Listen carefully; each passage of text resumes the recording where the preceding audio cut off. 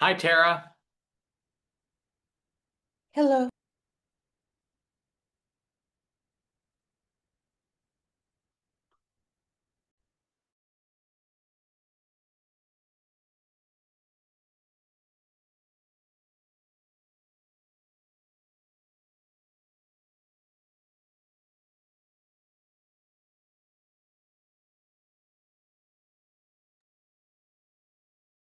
Well, since we have a abbreviated time slot today, I'll go ahead and jump right into our regular program, and then if others join us during it, we'll be able to go ahead and get them caught up, if you will.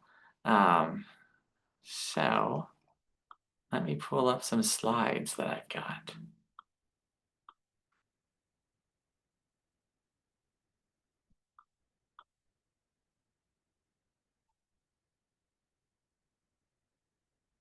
All right.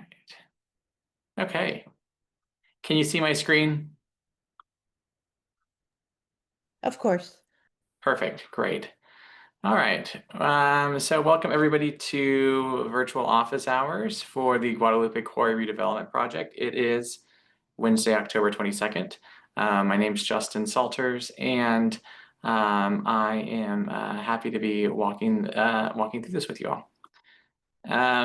Just a little bit about the agenda for today. We'll go over our purpose and outcomes, about why we do virtual office hours, some ground rules, and then introductions.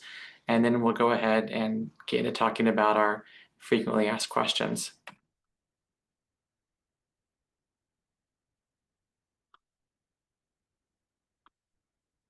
All right.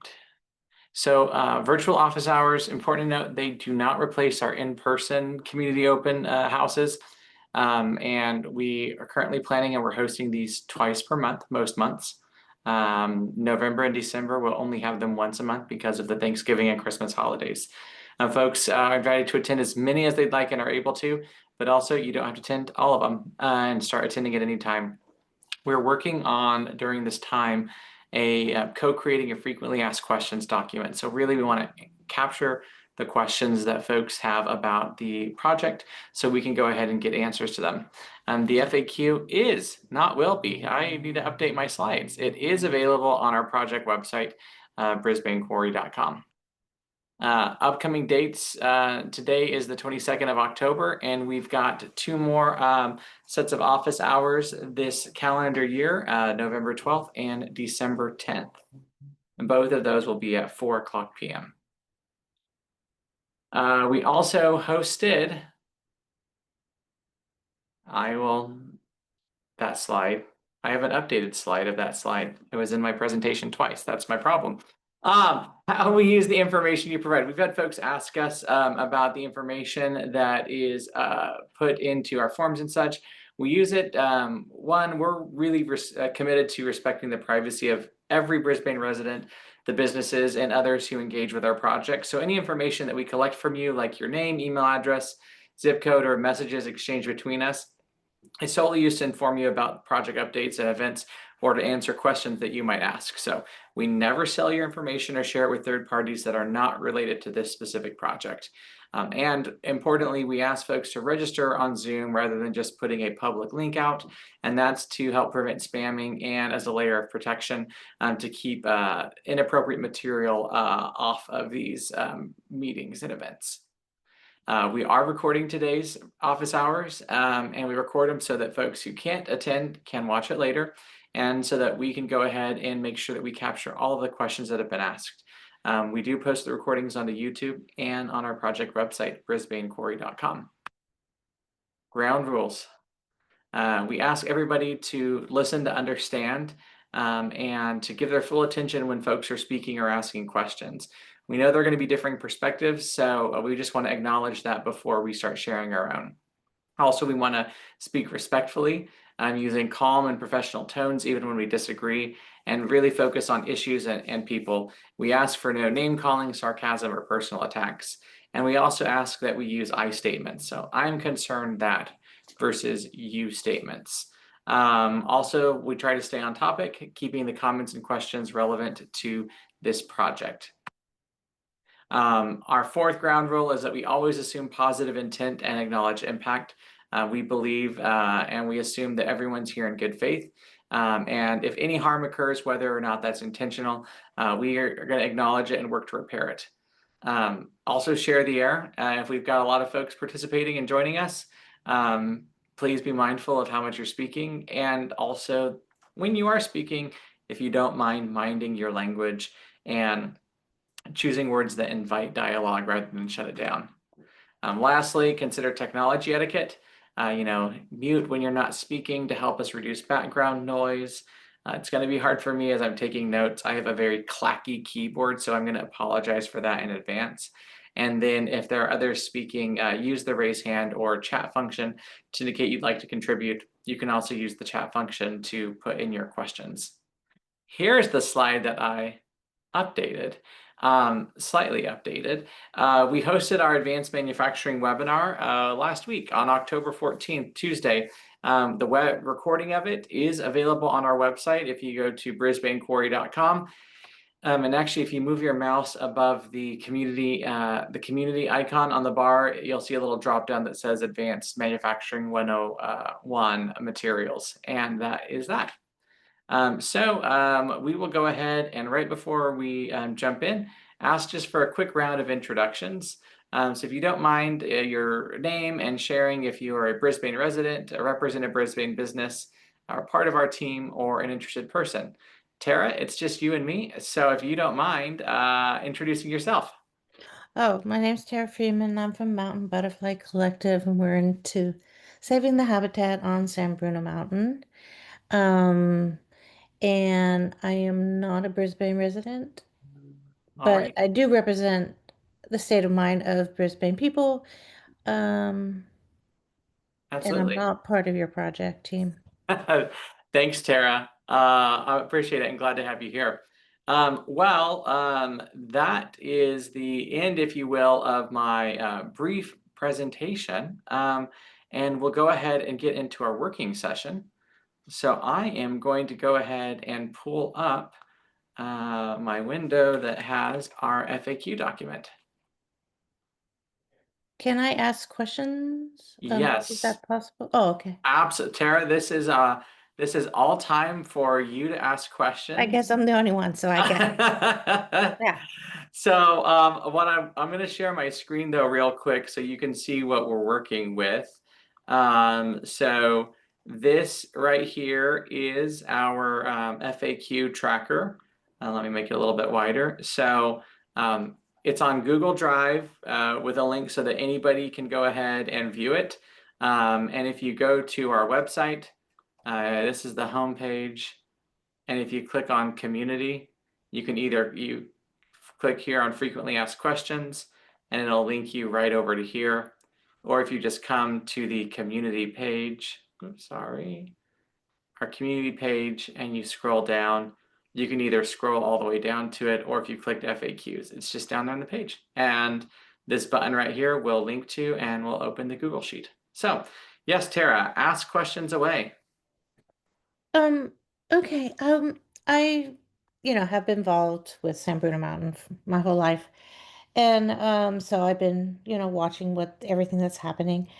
And so I have questions. Have you come made your proposal description yet for Brisbane Council?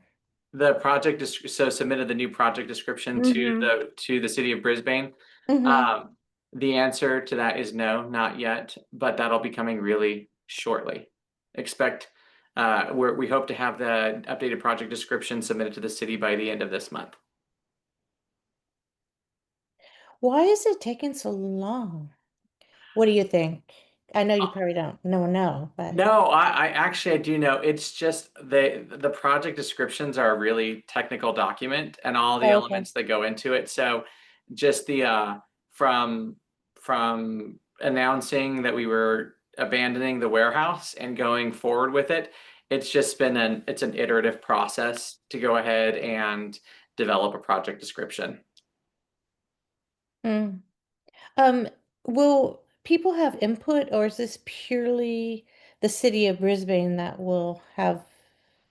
input on the new project description? Uh, hold- I want to make sure I captured this before I start talking, Tara. Okay. Sorry, my internet's kind of not very strong all the time, so if I put the video on, I'll All freeze. all good. No, Yeah, don't worry about that. I sorry. no, we're it's don't no need to apologize. I will go ahead and I'm gonna have to get an answer for that one for you because I don't believe that project descriptions are ever really public comment period versus the draft environmental impact report, the DEIR, which is when you have the public comment.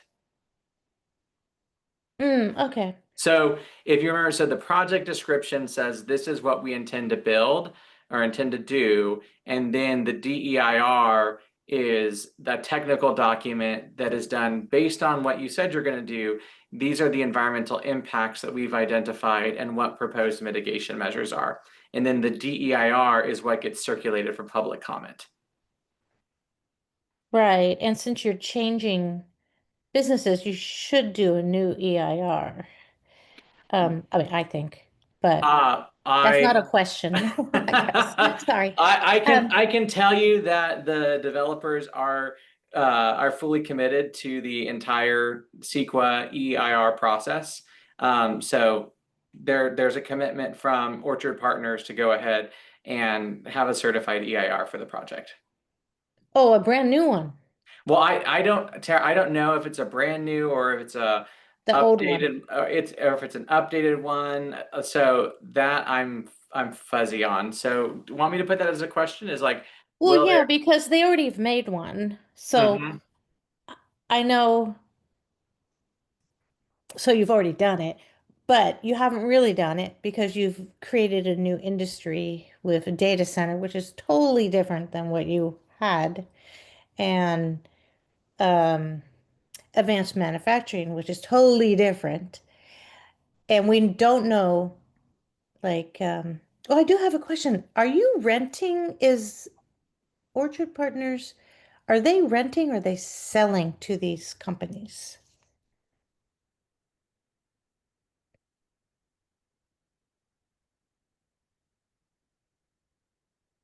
I don't know, but that's a great question. You don't know that? Wait a minute. What? I thought you were what is your, what, how do you stand with Orchard? So Tara, I'm a consultant that focuses on community Oh, engagement. I believe, I don't know this for certain. I'm presuming, I believe that they're going to develop it and then lease the facility. That's my understanding of it. Typically, how commercial real estate works. oh, okay. Yeah, it's not like, Meta is building this project for themselves. It is, Orchard Partners developing it, and then typically it's leased to tenants. Um, Oh, okay. so that's my understanding, but I'll confirm it. Oh, okay. Within this month? Oh yeah, I'll be able to. That's an easy question. I'll be able to That's get answered for easy. you. Yeah. Yeah. How are they gonna, I hear that data centers need high voltage cable towers. How are they gonna get that? Have access to, because that wasn't on the EIR, um, as far as I remember, since our group read the whole Mm-hmm. 4,000 page document of it. Um, I'm wondering how they're gonna get those high voltage cables. And I know they're up there in the mountain actually, so maybe they have access to it. I don't know. Um, and when I know data centers, when you need to fire up the generators to keep things cool, is very, very loud. What kind of structure are you putting around it so that neighbors, animals, environment doesn't hear it, other businesses in the industrial park area? Mm-hmm.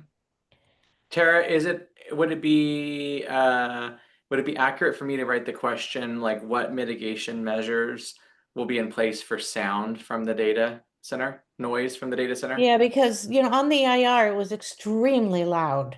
It was one of our like it was beyond that was for construction. Um, but and that's for 3 years. It was not a good decimal. Hmm. It was one of our many comments of the last EIR. And are we going to get feedback on the last EIR? I've asked that question before. And also I've heard that the cooling systems, which you'll need in the data center, um, there's a lot of sediment run off from the cooling system. What kind of, and that was different than the EIR. Um, and so what kind of, uh, how can I ask that? What kind of, it's supposed to be polluted too. So, and that's environmental, endangered species area. What are you going to do with the sediment runoff from the cooling system? Is that a better question? Yeah, I think so. Yeah.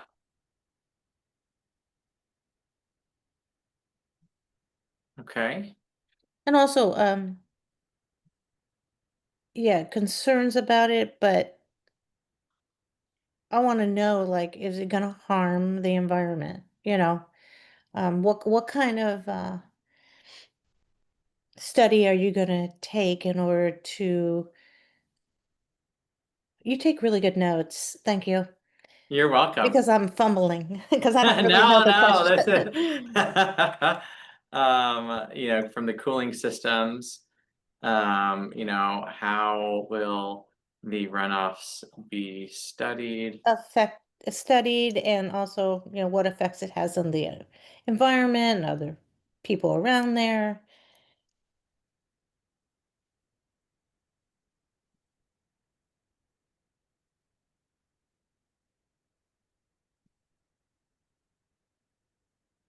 That one's a long one, huh? And that's a 3 for 1. Yeah. Um, and then parking structures. It was not part of the square footage. How much parking is going to be added to it? Because it wasn't. So I would like to know how much more cement you're going to be pouring other than what was stated in your project description, maybe? I heard that by talking with them, that it was parking structure is not included in the square footage of what you advertised you're going to build. Not you, but them. Yes, no, I Um, know what you're talking about. How many more square feet does the parking structure include? Okay. Loading docks. See, at least I have my questions ready. Yeah, I love, well, yeah, and Tara, you can always email these to me as well. Anything that we don't get through, and like just so you know, anytime Kit or I get a question from anybody or a comment, we bring it and we load it onto this. We put it into this spreadsheet. This is our tracker of everybody's questions. So, and you can see like we put the date that we got it and who submitted it. So we keep track of it. And like we've been working through responses for folks as things as we're doing and as we you can only have 6 done. Ooh, you got some you work to do. Okay. you know it, Tara. Okay, your other next question though, what was that? Loading docks. How Okay. many are there? Because you are having shipping. So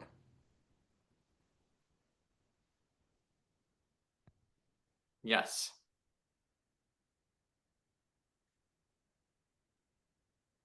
I don't know if anybody wrote, oh, I'm not supposed to say, let's see. We we really oppose on creating the other road through habitat number one area. And it's very a lot of endangered species are in that area, the road going out. I don't know how to write that as a question, actually. Are you What really about if it is committed like, in what will creating? be done to mitigate impacts to endangered species?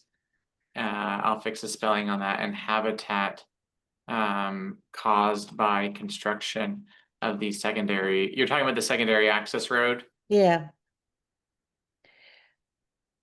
Um, Also, oh yeah, I heard that the funding, very kindly, they're giving $1.8 million to the HCP fund, but it's not for San Bruno Mountain. It's for San Mateo Parks. And San Mateo County is a really big county, and a lot of parks get a lot more money than San Bruno Mountain. And I'm wondering if that 1.8 million could go to San Bruno Mountain for the HCP and not the whole San Mateo County, because we'll maybe never see that HCP money. Yeah, That's a good one, right? that's a really good one, Tara, and I'll definitely sort that one down because I know in all of our conversations, we do talk about that funding, and it's an ongoing annual funding as well. I know it's on my homepage, so pardon with me while I share by change my screen. But so there's 1.8 million estimated initial contribution, and then there will also be ongoing annual contributions to fund implementation of the HCP. So that's a great question about how will we ensure that money goes towards that, versus rather than being used at other parks in San Mateo County. Yeah. Um, And I will say, Tara, with confidence that like it's the intention of the of Orchard Partners that that money goes towards supporting active implementation of the HCP because we know how underfunded it is right now. So, right. Yeah. Um, on the west side, in your picture on the website, mhm. um, you removed the big grassland with endangered habitat on the west side of the industry, and you have it all scraped there. That one is tons of habitat. It's really hard to have that much grassland in any area because the coyote bushes are taking over. And they should change that for the environmentalists because that's something I'm going to mention every single time. That okay. Because that is scary because it is a beautiful grassland and it has every single species of butterfly. I've been up there, not on the quarry, but up on the hill. Yeah, right It has here. every plant, okay? The golden violas, all the four butterflies are in that habitat, and you guys have it dirt. And So that is alarming. If you care about the environment, you should keep that native grassland. And you should be very careful, put up a wall or something so it doesn't get dirt during construction because it is one of the few. Actually, I was talking to county parks and they were like, there's only a couple places where there's native grassland that doesn't have coyote bush, and that's one of them. And it just happens to be on the west side. okay. Well, that was So long. You have to figure out the question there for okay, me. Thank you. let me see if I can do this right, Tara. So the project renderings, the project renderings on the website show dirt on the West west side. side of the west side of the project, where there are currently, native grasslands, uh, including on I'm gonna use the wrong word for this. I'm gonna look it up, but I call them like the terraces, right? No, it isn't the terraces. The steps? No? No, it's not on the steps. It's grassland. It's that dirt right Oh, there. this right here, No, the one closer, that one. right here. Yep. Okay. I will check. Are they bulldozing that? Oh my God. That looks really bad. I'm sorry, just from environmentalist view, because I know what it looks like now, and I know what it has. Uh, Um,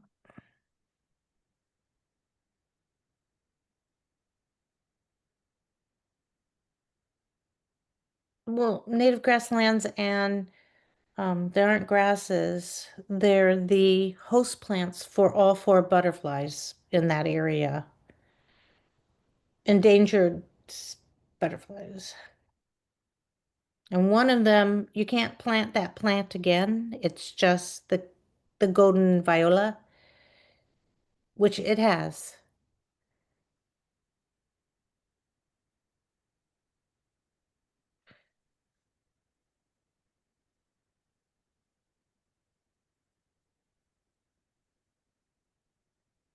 um, and I said what can, what will be done. How about that?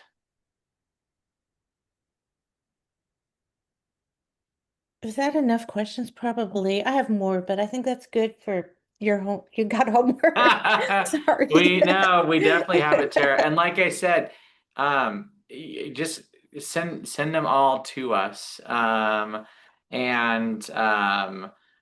yeah, send them all to us. I have, if you don't mind, may I ask a question of you, if you don't mind? Um, It matters what it is, but yeah.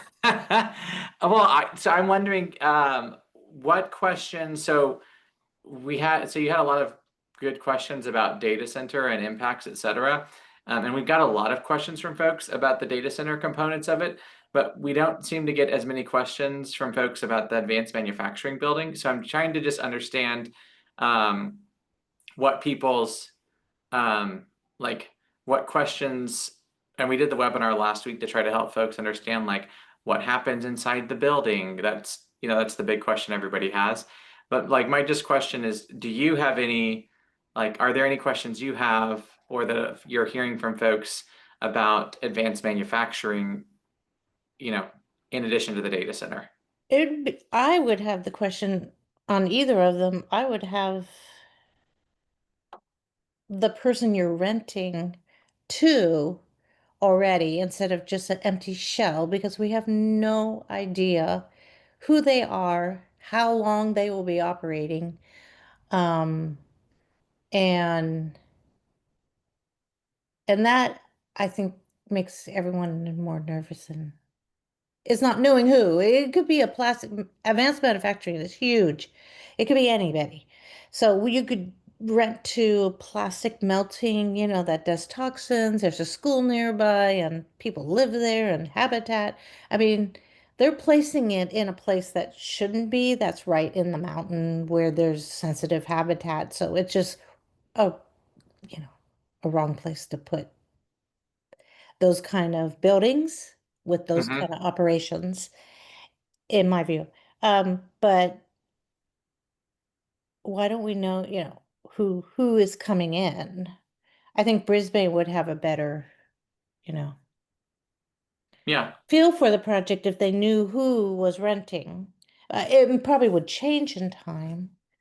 I hear this is more on data centers that once you put one in, they hub in because there's water and electricity that are connected. And so there's a lot more data centers that happen in that hub. So if you make one, there's going to be many more. That happened Uh, across the United States. yeah. Um, but advanced manufacturing is just so vague that that's why you're not getting a lot of questions. Okay. I appreciate that point of view, And Sarah. vague because we don't, it could be anything. And some of it's toxic and some of it's not. And, that's why it'd be great to have another EIR so that there's safety precautions on who they rent to for the environment. I mean, they're putting it in a mountain that's all national park that people go and visit, and there's four endangered butterflies. Who are you renting to? Hmm. I'm adding a question right here, Tara. Hold on, I'll share Did my. that help a little? No, that really did. And I actually, so what I'm capturing right now is like what safety restrictions, or other limitations will be in place on potential advanced manufacturing tenants to protect the public and environment from toxic, potentially. Light, sound, I mean, all those things, vibration, all those things affect Yeah. everybody, anything living, Uh-huh. right? I think all of those are, as you mentioned, items studied in an EIR context. So I'll just say expect more on that. Okay. And yeah, just how are they going to get the water? I know in the EIR that I read, it said it could be 24/7, the operations. And when you have a data center, they are 24/7. So what kind of, that's kind of alarming for people that live on the other side of the valley, Hmm. you know. And how are they going to get the water when there's droughts? Yeah. And I I know they've had it like we're going to build a well on, and I went and looked at the area, and there was just no way there was going to be a well there. I mean, if there is, there'd be a fight, a big fight to. And so whoever, okay, my question is whoever rents it from Orchard Partners, they have to do all the 19 missing permits that were missing on the EIR? They're going to be responsible to do those permits. Build a well was one of them. The HCP was another. If those are two I remember. okay. There's missing permits that were for the whoever rented would do, kind of sideswiping an EIR for those permits. Um, how do you write a question like that? How You about can do it. who will be responsible for securing or for obtaining the missing permits Well, identified? in the EIR, it's who is renting it. Will. So, Okay. but what kind of overarching like watch, if Orchard Partners really cares, about Brisbane residents and the environment, what overarching oh God, I can't make the sentence. How will Orchard Partners make sure their tenants comply with the required, missing permits identified in the DEIR? And they're respecting the city of Brisbane and the environment that they're placing um whatever they're using into, like the well, Uh-huh. because they don't have to write an EIR. They just need to do it. I will There's no safety precautions on those permits, I guess, or, they're just, do you mean safety or do you mean well, like like the well. compliance They want to assurance? put the well in, um, but they don't need an EIR because it was a permit that's part of this EIR that said, and if Brisbane says, yes, it's okay, then they can just put the well in. I'm not sure how this works, but it So seems to be written in the EIR that um, they need to get more water somewhere. yeah, So they had a couple well locations, and it's up to the renter to make those happen. so typically, so the impacts of like water draw and use of the facility, like that's studied at the project level EIR. And then the idea being that's been studied, but it's not necessarily going to be constructed by the initial project developer.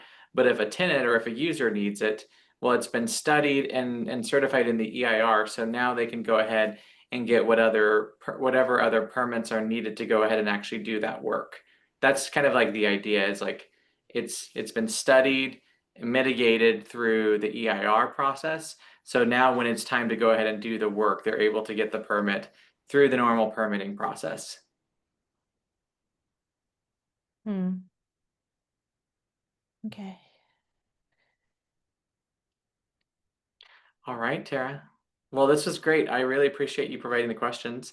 And we will work on getting our responses to you. And our next time with office hours, if you need to get a hold at any time, obviously you can email me at justin@heysalty.com, or you can email kit@kitcoleconsulting.com. And our next virtual office hours will be, I don't want to say the wrong date. It'll be Wednesday, November 12th at 4:00 p.m. So thanks so much for your time. Okay. Thank you. Thanks, Sarah. Have a great week. You too. Bye. Bye.